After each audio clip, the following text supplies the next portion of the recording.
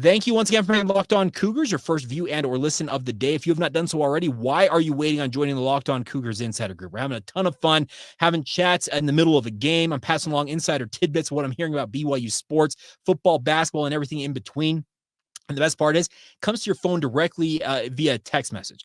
You don't have to go to a message board or log onto a website to get the inside intel you crave. It comes right to your phone in the form of a text message. You can fire back with your thoughts all the time. And the feedback the Cougars, Locked On Cougars Insider Group has been helping me with this season, it's been absolutely priceless. So thank you to all of you who are already in the group. If you're not, join us today. You get a 14-day free trial to see if it's the right option for you guys. Click the link in the show notes below, whether you're watching this on YouTube or getting it wherever you get your podcast, and join us today. And it's just $5 a month after that. So if you can spare $5 a month, join us and have some fun with us with the Locked On Cougars Insider Group. All right. Before we go on today's show, I had a couple of those insiders reach out to me and say, Jake, how in the world is BYU ranked where they're ranked right now when you have teams like Notre Dame and Clemson in front of them? Frankly, my thought is, you realize those names, Clemson, Notre Dame, they have national cachet. And I am the furthest thing from saying that there's a reason why names should matter when it comes to national polls and voting and all this stuff. I am the first to say you should look at resume first and foremost, but I am not like most people. And there are voters across the country who believe that BYU in the AP poll is ranked 11th. That's what they moved up to this week. And then in the coaches poll, they're 12th. So they're just outside the top 10. But as many of you pointed out, Notre Dame, who lost to Northern Illinois on their home field already this season, has been in front of BYU most of the season. Also, Clemson, who got absolutely boat raced by Georgia earlier this year. And if I'm not mistaken, Clemson's got exactly one win over a winning program this year. They're in front of the Cougars. I wish I could say that bias doesn't exist, but trust me, I work in the media sphere. Bias exists in every facet of it. No matter how many people say, oh, I'm not biased when it comes to me breaking down things and talking about sports, it exists. It's just inherent to what's going on. And it's unfortunate because I think that resume-wise, BYU should be a top 10 team right now. But there are a lot of people still holding some reservations. Looking at the voters, they have that list that comes, I think, from Reddit, CFB on Twitter or X. They put out each week how the pollsters voted. I don't know if that comes from the AP or if they put it together themselves. And looking at it, BYU is pretty firmly, by most people's votes in that poll, between 11 and 13.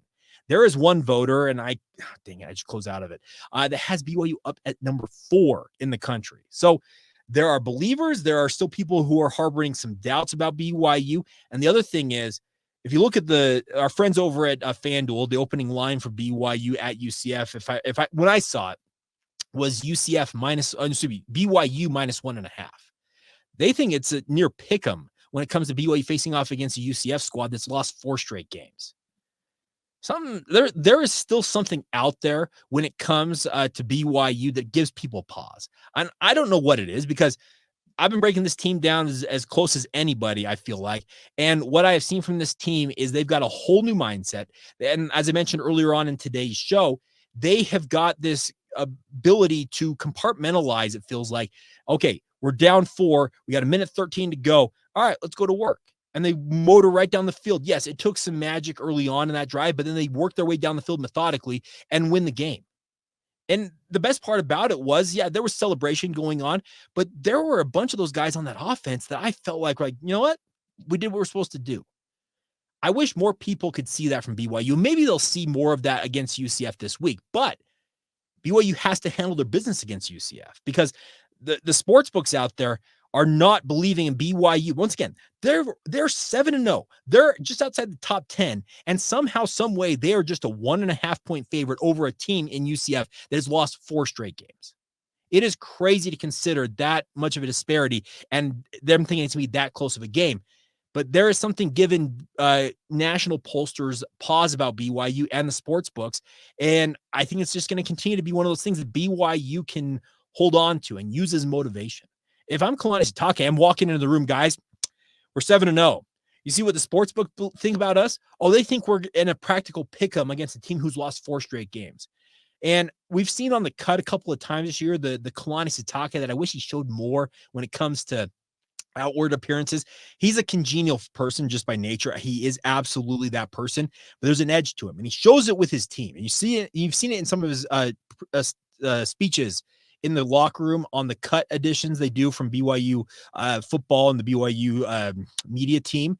And that's the coach I hope that walks into that meeting room and says, guys, we're going up against a team that's lost 4 straight games, and people still think you guys are going to lose this game potentially. They think you're 1 point better than a team that's on a 4-game losing streak. Go prove them wrong. That's got to be the message to this BYU squad. And the thing about it is that there were some people out there as well in my mentions over the weekend who said, Jake, I feel like BYU got a little bit of a big head against Oklahoma State.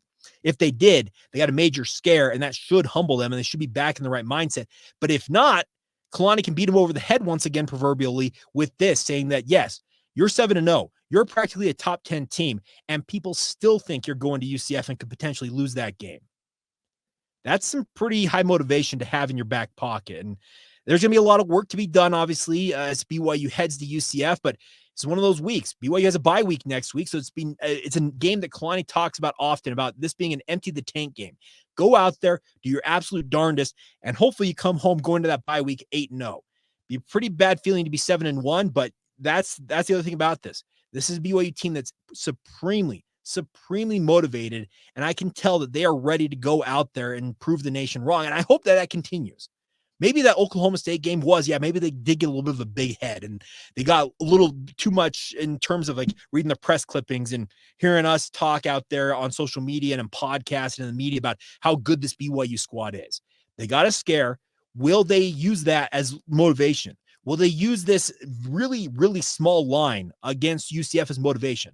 I hope they do, because this is a team that has been very, very good against the spread all year long. Can they use it once again? We talk about it. There's an old adage: good teams win games.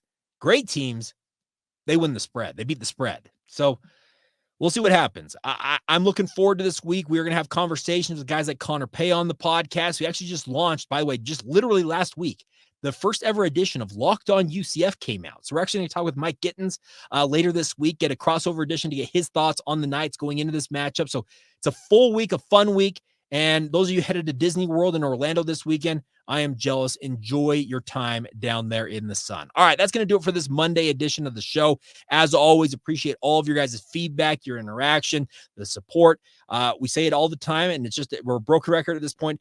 Thank you for making Locked On Cougars your first view and or listen of the day. And as always, thank you to all of you who are everydayers with us right here on the Locked On Cougars podcast.